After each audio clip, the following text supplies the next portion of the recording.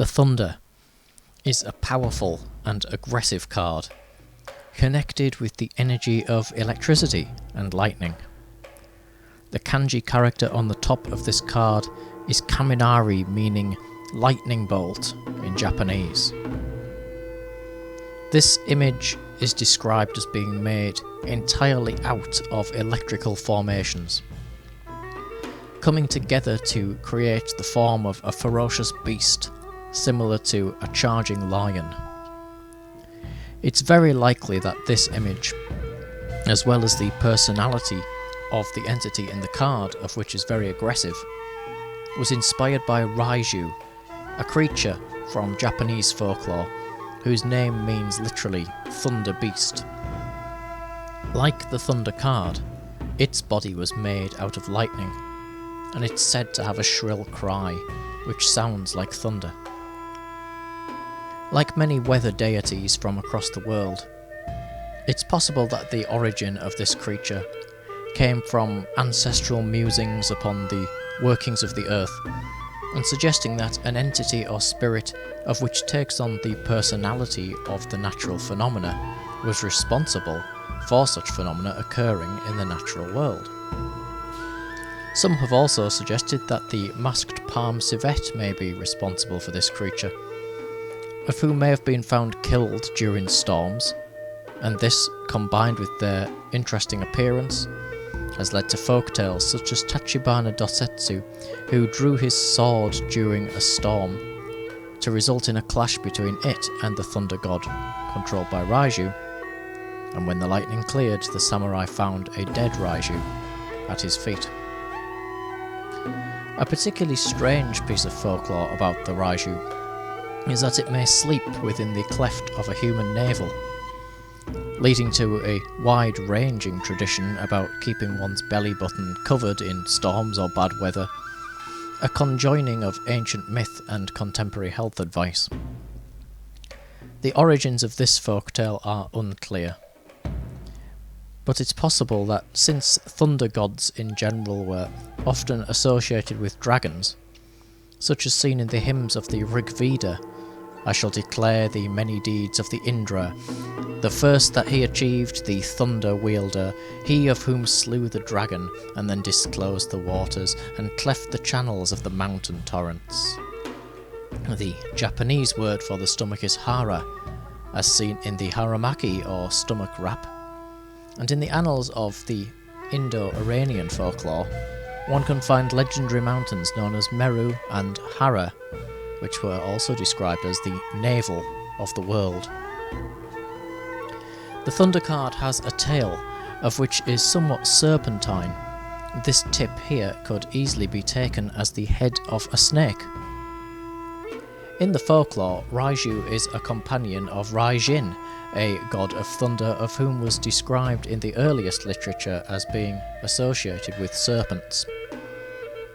Couple this with the naval symbology, and the fact that both Raiju and the thunder are somewhat shape-shifting in nature, taking on the form of something akin to ball lightning, and one can find parallels to the ancient beliefs of the yogi, the rising of energy through balls of energy within us known as chakras, one of which is of course found in the navel area.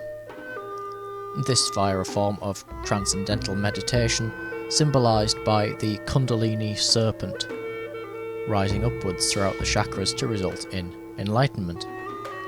It may also remind us of the strange phenomena of spontaneous human combustion, where it was believed that in very rare cases, a human body can burn with no external source of fire, often reduced to nothing but ashes, with the surrounding areas, such as carpets, completely unscorched, as if the body had smouldered and burnt away from inside, just as the Kundalini awakening was referred to as the inner fire, and the Raiju spirit could take up dwelling inside us through our navels, of which was believed to be the area where spontaneous human combustion may originate from, with one particular case of a man of whom claims to have survived such phenomena, claiming that a flame was found erupting from this area of his anatomy.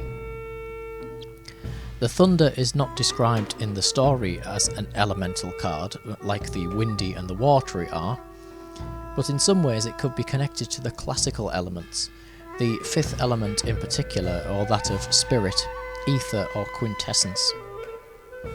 Alchemically, this element was manifested in the form of lightning, a type of field which was said that the natural laws were carried throughout, those such as gravity and light. Although it's often thought of as debunked by contemporary science, it's interesting that this element was never truly said to physically exist, even in its original form. Or rather, it exists as nothing, meaning not a thing. Pure existence itself, in that case, cannot be measured, because it is prior to measurement. It exists before all of our tools of which would be designed to measure it. In this case, the quintessence, or the field for which light waves and gravity waves passes through, is actually consciousness. In basic terms, we experience them through consciousness, and so consciousness is the field of which we understand them through. Some confuse ether and nothingness with the vacuum of space, and yet ether would also be prior to space and prior to time. It would hold space and time within its field, and is therefore quite a wonderful symbol, whether or not it truly exists or not. The thunder is a card rich in the folk tales of its native Japan, captured in a fantastic image which will resonate throughout cultures the world over. To draw this card is to be aware of that energy of electrical noise in one's life. It could be symbolic of an atmosphere of tension and stress, owing to the card's violent disposition. It could also possibly be a warning to guard oneself against some kind of intruder, such as the Raiju taking up residence in one's navel.